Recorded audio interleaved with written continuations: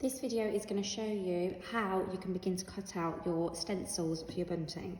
So just bear in mind, when you have your fabric like I've got here, you need to make sure that you fold it in half so that you're cutting out two at once.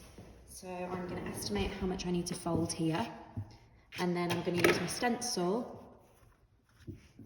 So I just need to fold that slightly more. I'm going to pull that down a little bit and just make sure that my stencil fits from top to bottom.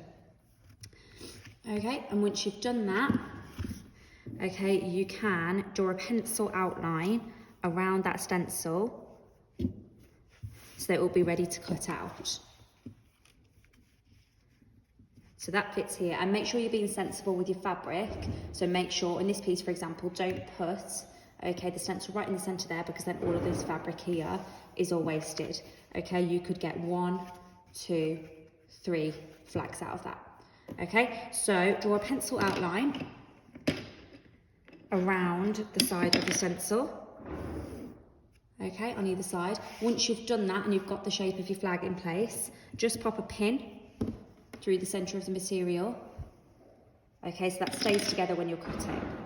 Okay, the way you pop the pins in, okay, please don't just put the pins in, okay, and then leave them, because it'll stick out and that can be dangerous, especially if they're going to stay in your folders. Just pop the pin in and then back out the same way so that it lies flat. So then cut out your flag shapes.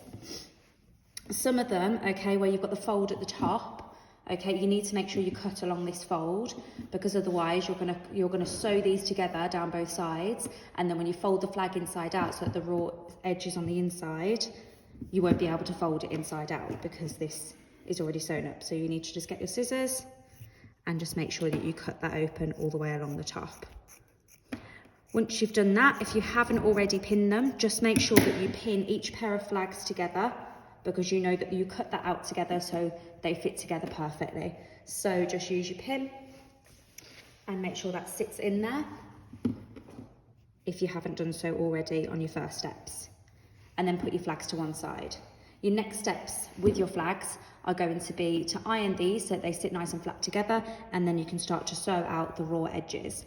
If anyone has a fabric like this one and wants to do some extra applique, if you have more time, okay, you need to do the sewing on before you sew the flags together. Before you do either of those things, you need to have a practice on the sewing machine. But that is how you cut out your fabric flags.